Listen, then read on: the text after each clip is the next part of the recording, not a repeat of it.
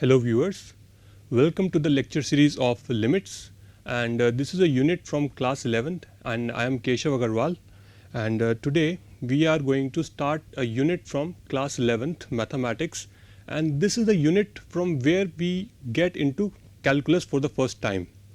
So before studying calculus, it is very important for us to have some prerequisite knowledge about functions. Functions के बारे में, उनकी domain, codomain, उनका graph, उनकी some properties, इनकी basic information होना हमारे लिए बहुत ही ज़्यादा इम्पॉर्टेंट है to study the calculus. Calculus में मेजरली हम पहले लिमिट स्टडी करते हैं, उसके बाद फिर फंक्शंस की कंटिन्यूटी को डिस्कस करते हैं.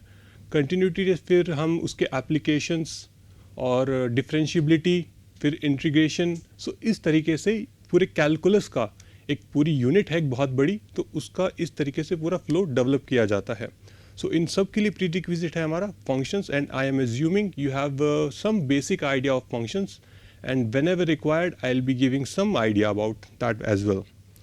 So let's get started. So before directly jumping to how to solve a limit, it is very important for us to understand कि किसी भी अगर फंक्शन की हम अगर लिमिट निकाल रहे हैं तो उसका मतलब क्या है. If I am writing an expression say limit x tends to a fx equal to l, so what this expression means? So to understand this better, let us consider an example fx equal to x, and इस function को हम x tends to 1 पे study करना चाहते हैं. So what do I mean by x tends to 1? So यहाँ पे कुछ एक नई चीज़ आ रही है, x tends to 1. So इसका क्या मतलब है? x tends to 1 का मतलब ये है कि हम x के बहुत ही ज़्यादा क्लोज जा रहे हैं, बट रिमेंबर दैट हम x पहुँच नहीं रहे हैं कभी, बट x के बहुत ज़्यादा क्लोज जा रहे हैं. सपोज़ ये हमारी एक रियल लाइन है, ये 0 है, ये 1 है. सो मैं क्या कह रहा हूँ कि x के आप बहुत ही ज़्यादा क्लोज जा रहे हैं, x को टेंड कर रहे हैं, बट आप कभी x को पहुंच नहीं रहे हैं. जैसे कि 1.0000000.1, तो ये 1 के बहुत ही ज़्यादा क्लोज है, बट 1 नहीं है. सो इसका मतलब क्या है कि fx इक्वल टू x है. हम चेक करना चाहते हैं कि जब x टेंड्स टू 1 है तो हमारा जो फंक्शन fx है वो किस तरफ टेंड करता है. तो जैसे कि अगर हम एक टेबल ड्रॉ करते हैं, तो this is values fx and ये हमारा है fx. सो नाउ हम x टेंड्स टू 1 चेक कर रहे हैं, तो उसके लिए हम वैल्यूज़ लेंगे अलग अलग. Okay, so suppose this is 1.0001, 1.001, 1.01. और सिमिलरली अगर मैं लेफ्ट हैंड साइड से देखता हूँ तो this will be 0.9999, okay, and 0.999 and 0.9.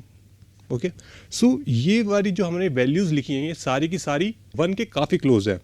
तो ये जो हमारी नंबर लाइन मैंने ड्रॉ की है, तो इस साइड वाली जो वैल्यूज़ है हमारी, ये वाली राइट हैंड साइड,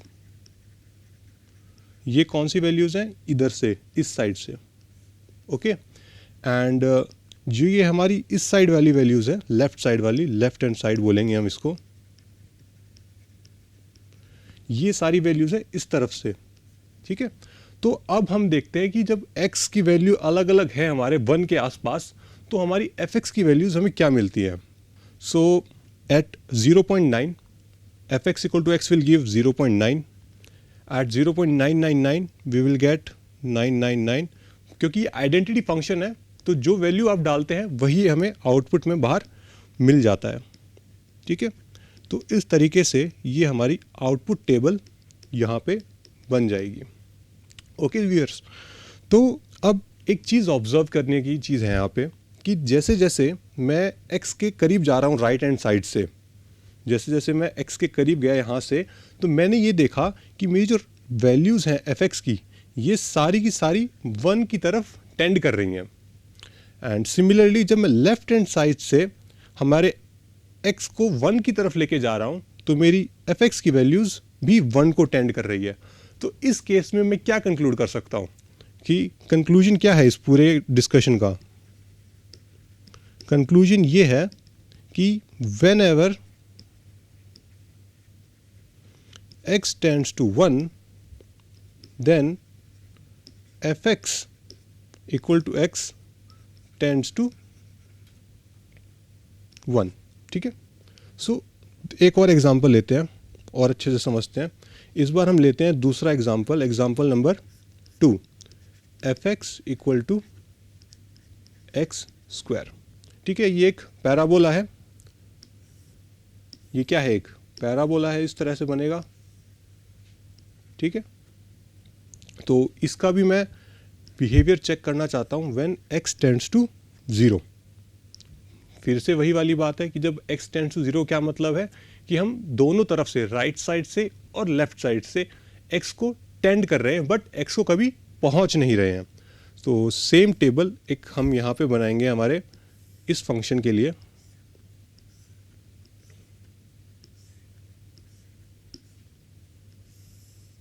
तो ये वैल्यूज़ x हैं और ये आएगी fx।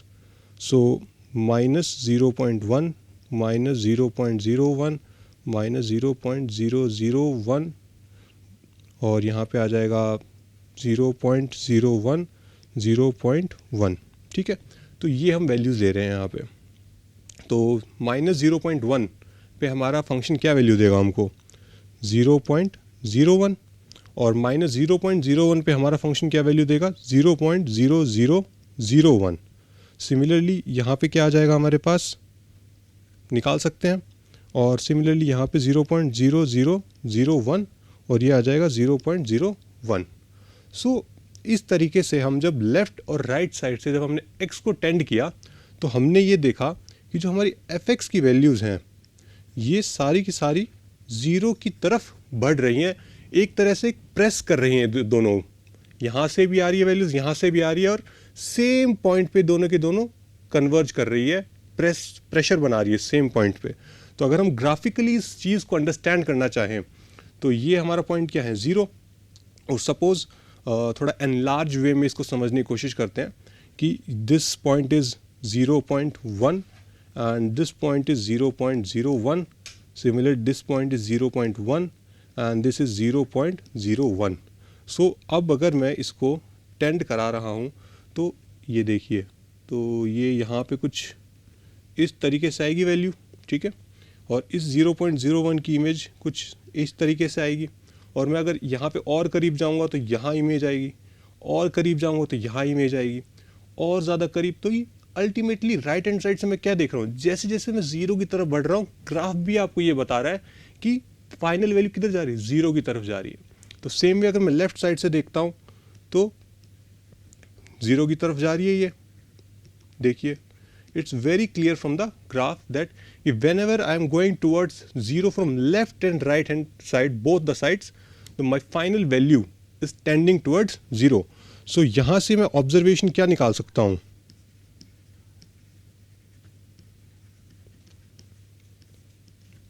यहाँ से मेरी ऑब्जर्वेशन ये आती है कि whenever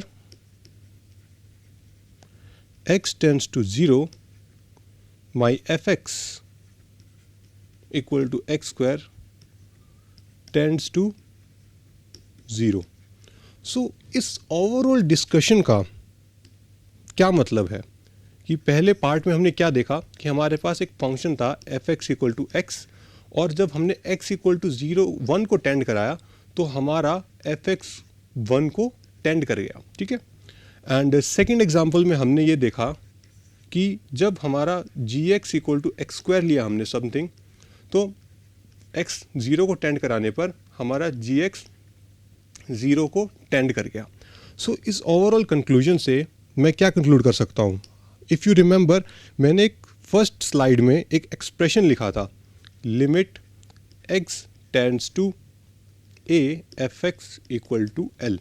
सो इसके ही कॉरस्पॉन्डिंग हम एक एक्सप्रेशन लिखने वाले हैं for each of the examples. So इसमें हमारा इस फर्स्ट एग्जाम्पल में fx क्या है? x है। ठीक है। और दूसरा हमारा यहाँ पे x टेंड्स टू a, यहाँ पे क्या है x tends to 1, so x tends to 1 और हमारी वैल्यू कहाँ जा रही है, fx इक्वल टू 1 को जा रही है, तो यहाँ पे क्या आ जाएगा 1 आ जाएगा। In the same way we can write the similar expression for second example that अगर लिमिट x टेंड्स टू 0 है तो x स्क्वायर हमारा किधर जा रहा है, x स्क्वायर हमारा जा रहा है 0 को। So this was brief introduction about कि जो हमारी लिमिट की जो एक्सप्रेशन है ये इसका क्या मतलब है। सो इन जनरल मैं इसको क्या कह सकता हूँ कि इन जनरल मैं इसको लिख सकता हूँ कि limit of fx as x tends to a approaches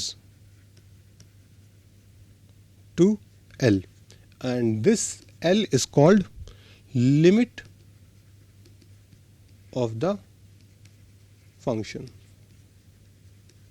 Okay, so I hope यहाँ तक आपको सब चीज़ें क्लियर होगी, ठीक है। मूविंग अहेड, हमने अभी तक तो ये बात की कि जो हमारी एक्सप्रेशन है लिमिट का एक्चुअल मीनिंग क्या है। तो अब हम बात करते हैं कि when do we say a limit exist. So now we are going to talk about existence of limit. So अभी जो हमने पीछे एग्जाम्पल्स कंसिडर किए थे उसमें आपने एक बात ऑब्जर्व की होगी कि हमारी कोई भी एक नंबर लाइन है, उसके ऊपर हमारे पास कोई पॉइंट है सपोज ए, तो उस पॉइंट को हम क्या कर रहे हैं, हम राइट हैंड साइड से, ये राइट हैंड साइड है हमारी, इस तरफ से टेंड कर रहे हैं, ठीक है, और ये है हमारी लेफ्ट हैंड साइड, और उस पॉइंट को हम लेफ्ट हैंड साइड से अप्रोच कर रहे हैं, ठीक है। So same concept applies when we are checking or when we are discussing about the existence of the limit. So let us consider an example. fx equal to 1. So this is a piecewise defined function. So इस function का behavior कैसा है हमारे पास कि जब x की value 0 और 0 से छोटी है, 0 के बराबर है या 0 से छोटी है, then we have fx equal to 1, and जब हमारा x ग्रेटर देन 0 है then we have fx equal to 2। So अगर मैं इसका ग्राफ प्लॉट करना चाहूँ, सो मैं क्या बना सकता हूँ इसका ग्राफ कि ये हमारा 0 है, ठीक है। सो x less than 0, x less than 0 पे हमारा पॉइंट क्या ले रहा है 1। ये सारे पॉइंट कौन से हैं, लेस देन 0 वाले हैं। सो ये आ गया हमारा 1 और इस तरीके से ये इसका ग्राफ बन जाएगा, ठीक है। So like this we can draw the graph to this.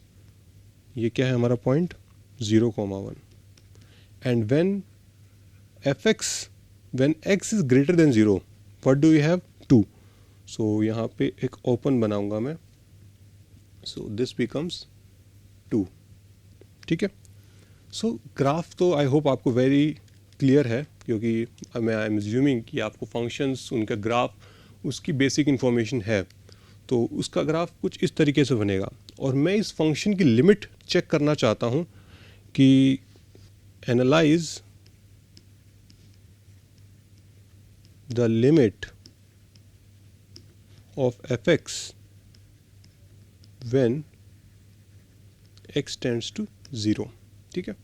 Existence check करेंगे, इसको एनालाइज करेंगे अपन। सो अभी जैसे कि मैंने बताया, किसी भी पॉइंट को टेंड करने के लिए हमारे पास दो तरीके हैं, एक है हमारा राइट हैंड साइड और एक है लेफ्ट हैंड साइड।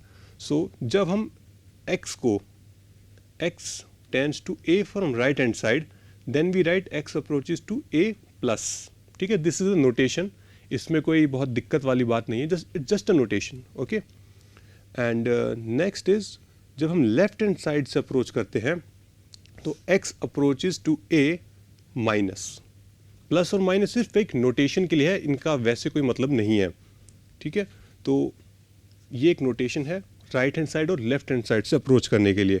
अब से हम जब भी लेफ्ट हैंड और राइट हैंड साइड से जब भी एनालाइज करेंगे अपने फंक्शन को, तो हम ये नोटेशन यूज़ करेंगे a प्लस और a माइनस वाला, ठीक है। तो यहाँ पे हम दो लिमिट्स निकालेंगे। पहले निकालेंगे left hand limit. Left hand limit यानी कि हमारा जो फंक्शन है f(x) वो लेफ्ट साइड से a को अप्रोच करेगा। यहाँ पे a क्या है, हमारा 0 है, तो मैं क्या लिख सकता हूँ, limit x tends to 0 minus. 0 minus का मतलब क्या है कि जो हमारा f(x) है वो इस तरीके से 0 की तरफ जा रहा है, ऐसे, ठीक है, लेफ्ट साइड से। और लेफ्ट साइड से जब हमारा 0 को जा रहा है तो हमारा फंक्शन कौन सा होगा इन दोनों में से? आपके पास पीस वाइज डिफाइंड है, दो ऑप्शंस हैं आपके पास चूज़ करने के लिए। तो जब हमारा x हमारा लेफ्ट साइड से 0 को जा रहा है तो हमें क्या दिया गया है, f(x) इक्वल टू 1। सो इस केस में आपके पास क्या आएगा, 1 आएगा, and that will be equal to 1, ठीक है। सिमिलरली आप इसको राइट हैंड साइड से अगर चेक करते हैं, राइट हैंड लिमिट, तो राइट हैंड लिमिट में क्या करेंगे अपन, 0 प्लस। 0 प्लस का क्या मतलब है कि राइट साइड से आप 0 को टेंड करेंगे इस तरीके से, ठीक है। ये हमारा राइट हैंड साइड से कर रहे हैं और ये हमारा लेफ्ट हैंड साइड से। सो जब आप राइट हैंड साइड से 0 को टेंड करेंगे तो आपका फंक्शन कौन सा होगा, f(x) equal to 2। So this will be f(x) equal to 2 and finally you will get 2 here. तो हमारा मेन सवाल क्या था, we wanted to know the existence of limit, but क्या हमारी यहाँ पे लिमिट एग्जिस्ट कर पाएगी? जो अभी तक हमने दो एग्जाम्पल्स देखे थे, आपने वहाँ पे एक बात गौर की होगी कि जब भी हमारा फंक्शन x 0 को जा रहा है तो function right hand and left hand दोनों साइड से सेम वैल्यू की तरफ जा रहा था। जैसे कि f(x) equal to X square है, इसमें हमने x टेंड्स टू 0 किया, तो जब हमने x टेंड्स टू 0 किया तो हमारा जो फंक्शन f(x) था वो दोनों तरफ से 0 की तरफ कन्वर्ज कर रहा था। और जो हमारा फर्स्ट एग्जाम्पल था उसमें जब हमने x टेंड्स टू 1 किया तो हमारा जो फंक्शन था वो दोनों तरफ से 1 की तरफ गया। बट अगर आप इस वाले एग्जाम्पल में देखते हैं, इस वाले एग्जाम्पल में जब आप लेफ्ट साइड से जा रहे हैं, लेफ्ट साइड से अप्रोच कर रहे हैं, तो आपकी फंक्शन की वैल्यू आ रही है 1, लिमिट की वैल्यू 1 आ रही है। बट जब आप राइट हैंड साइड से अपनी लिमिट, अपने पॉइंट को अप्रोच करते हैं तो आपकी लिमिट की वैल्यू आ रही है 2। And let me tell you one thing, for existence of limit दोनों साइड से आपके फंक्शन की वैल्यू सेम आनी चाहिए। So therefore we can observe that left hand limit and right hand limit are not equal. It is very clear. So therefore limit does not exist. ठीक है? So thank you very much. So this was all about for this lecture, and in the next lecture we will be solving some questions based on existence of limit, and we will see some better method to obtain the existence of limit.